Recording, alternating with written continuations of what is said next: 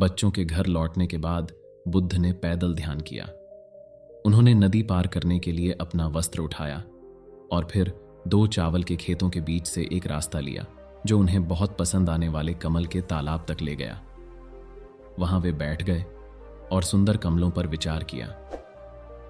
जब उन्होंने कमल के तने, पत्तियों और फूलों को देखा तो उन्हें कमल के विकास के सभी अलग अलग चरणों के बारे में सोचना पड़ा। जड़ें कीचड़ में दबी हुई थीं। कुछ तने पानी की सतह से ऊपर नहीं उठे थे, जबकि अन्य मुश्किल से उभरे थे, जिससे पत्तियां अभी भी कसकर बंद थीं। वहां बंद कमल के फूल की कलियां थीं, जिनमें से पंखुड़ियां अभी अभी बाहर निकलनी शुरू हुई थीं और कमल के फूल पूरी तरह खिले हुए थे। वहां बीज की फलियां थीं, जिनसे सभी पंखुड़ियां गिर गई थीं। वहां सफेद कमल के फूल, नीले और गुलाबी रंग के कमल के फूल थे।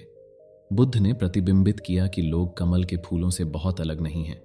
प्रत्येक व्यक्ति का अपना प्राकृतिक स्वभाव होता है। देवदत्त आनंद जैसा नहीं था, यशोधरा रानी पमिता जैसी नहीं थी, सुजाता बाला जैसी नहीं थी।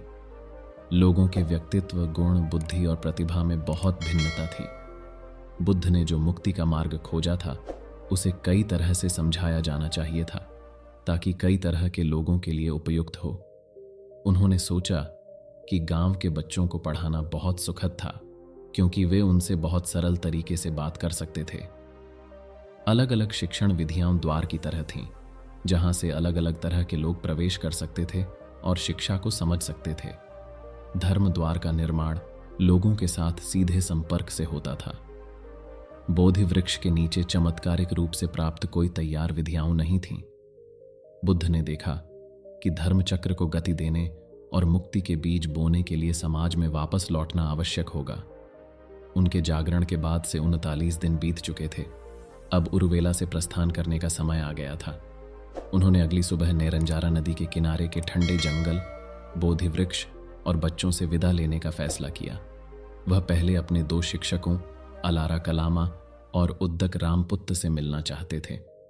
उन्हें पूरा विश्वास था कि वे कुछ ही समय में जागृति प्राप्त कर लेंगे। इन 2 आदरणीय व्यक्तियों की सहायता करने के बाद वे उन 5 मित्रों से मिलेंगे जिन्होंने उनके साथ तपस्या की थी। फिर वे राजा बिंबिसार से मिलने मगध लौटेंगे। अगली सुबह बुद्ध ने अपना नया वस्त्र पहना और सुबह की हवा में धुंध छाए रहने के दौरान उरुवेला में चले गए। वे स्वस्ति की कुटिया में गए और भैंस के बच्चे और उसके परिवार से कहा कि उनके जाने का समय आ गया है। बुद्ध ने प्रत्येक बच्चे के सिर पर धीरे से थपथपाया और साथ में वे सुजाता के घर चले गए। जब सुजाता को यह समाचार मिला तो वह रो पड़ी। बुद्ध ने कहा, मुझे अपनी जिम्मेदारियों को पूरा करने के लिए जाना होगा, लेकिन मैं वादा करता हूं कि जब भी मुझे मौका मिलेगा मैं तुमसे मिलने आऊंगा। तुम बच्चों ने मेरी बहुत मदद की है और मैं तुम्हारा आभारी हूं। कृपया उन बातों को याद रखो और उनका अभ्यास करो जो मैंने तुमसे साझा की हैं। इस तरह मैं कभी तुमसे दूर नहीं रहूंगा। सुजाता, अब अपने आंसू पोंछो और मुझे मुस्कुराओ।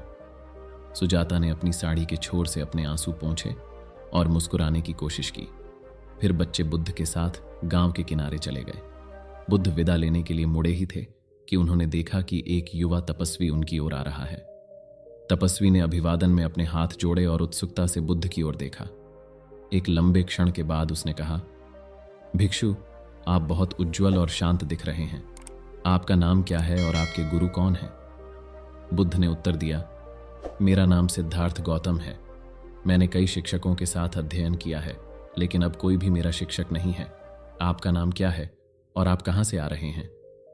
तपस्वी ने उत्तर दिया, मेरा नाम उपक है। मैं अभी अभी मास्टर उद्दक रामपुत्त के केंद्र से निकला हूं। क्या मास्टर उद्दक अच्छे स्वास्थ्य में हैं? मास्टर उद्दक का कुछ दिन पहले ही निधन हो गया, लेकिन वह भी हाल ही में मर गया है। क्या आप संयोग से कोंडन्ना नामक एक भिक्षु को जानते हैं? उपका ने कहा, हां, वास्तव में मैंने कोंडन्ना और 4 अन्य भिक्षुओं के बारे में सुना था जब मैं मास्टर उद्दका के केंद्र में रहता था। मैंने सुना है कि वे वाराणसी शहर के पास इसिप्ताना में हिरण पार्क में एक साथ रह रहे हैं और अभ्यास कर रहे हैं। गौतम, यदि आप मुझे क्षमा करेंगे तो मैं अपने रास्ते पर जारी रखूंगा। मेरे सामने एक लंबा दिन का सफर है। बुद्ध ने उपका को विदाई देने के लिए अपने हाथ जोड़े और फिर वे बच्चों की ओर मुड़े। बच्चों, मैं अपने 5 दोस्तों को खोजने के लिए वाराणसी के रास्ते पर चलूंगा। सूरज उग आया है, कृपया अब घर लौट आओ। बुद्ध ने विदाई में अपने हाथ जोड़े, फिर वह नदी के उत्तर की ओर चला गया। वह जानता था कि यह एक लंबा मार्ग होगा, लेकिन यात्रा करना आसान होगा। वहां से वह गंगा के उस पार जाकर काशी की राजधानी वाराणसी पहुंच सकता था। बच्चे उसे तब तक देखते रहे जब तक वह अपनी आंखों से ओझल नहीं हो गया। वे भयंकर उदासी और लालसा से भरे हुए थे। सुजाता रो पड़ी और स्वस्थी को भी रोने का मन हुआ, लेकिन वह अपने भाई बहनों के सामने रोना नहीं चाहता था। एक लंबे समय के बाद उसने कहा, बहन सुजाता, मुझे भैंसों को चराने के लिए तैयार होने की जरूरत है। हमें सभी को घर जाना चाहिए। बाला, आज रूपक को नहलाना याद रखना। यहां मैं भीम को ले जाऊंगा। वे नदी के किनारे गांव की ओर वापस चले गए। किसी ने एक शब्द भी नहीं बोला। बड़े आनंद सौम्य और मिलनसार थे, साथ ही असामान्य रूप से सुंदर भी, और वास्तव में उनके पास एक अनोखी याददाश्त थी। उन्हें बुद्ध द्वारा दिए गए हर प्रवचन का हर विवरण याद था। उन्होंने स्वस्थी और राहुल्ला के आभार के लिए बुद्ध द्वारा जल भैंसों को चराने के सूत्र में बताए गए 11 बिंदुओं को दोहराया। स्वस्थी को एहसास हुआ कि आनंद को वह सब याद होगा जो स्वस्थी ने उरुवेला के पास जंगल में बुद्ध के समय के बारे में बताया था। जब स्वस्थी अपनी कहानी सुना रहे थे तो वे अक्सर भिक्षुणी गौतमी की ओर देखते थे। उसकी चमकती आंखों से पता चल रहा था कि वह जो कुछ भी कह रही थी उसे सुनने में उसे कितना मजा आ रहा था। उसने जितना संभव हो सके उतने विवरण शामिल करने का विशेष प्रयास किया। भिक्षुनी गौतमी को विशेष रूप से उर्वेला के सभी बच्चों के बारे में सुनना अच्छा लगा, जैसे कि वह समय जब उन्होंने जंगल में बुद्ध के साथ ध्यानपूर्वक कीनू खाए थे। यह देखना आसान था कि राहुल्ला को स्वस्थ की बातें सुनने में कितना मजा आया। हालांकि बड़े अस्साजी ने 2 दिनों के दौरान कोई टिप्पणी नहीं की थी। जब स्वस्थी ने अपनी कहानी सुनाई थी, यह स्पष्ट था कि वह इसका आनंद भी ले रहे थे। स्वस्थी जानते थे कि अस्साजी उन 5 मित्रों में से एक थे जिन्होंने बुद्ध के साथ आत्मदंड का अभ्यास किया था। स्वस्थी को यह जानने की सबसे अधिक जिज्ञासा थी कि जब बुद्ध 6 महीने के अलगाव के बाद उनसे मिले तो क्या हुआ, लेकिन वह पूछने में बहुत शर्मिंदा थे, जैसे कि वह उनके विचारों को पढ़ सकती थी।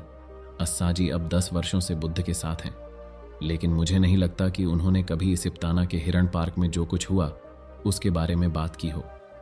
मास्टर अस्साजी, क्या आप हमें बुद्ध के पहले धर्म प्रवचन और पिछले 10 वर्षों में जो कुछ हुआ है उसके बारे में बताने की सहमति देंगे? अस्साजी ने अपने हाथ जोड़े और जवाब दिया, मुझे मास्टर भिक्षुनी गौतमी कहने की कोई जरूरत नहीं है।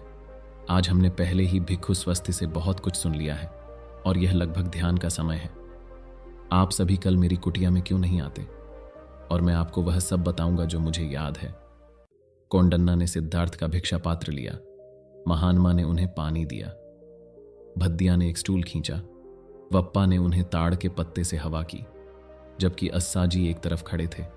उन्हें नहीं पता था कि क्या करना है।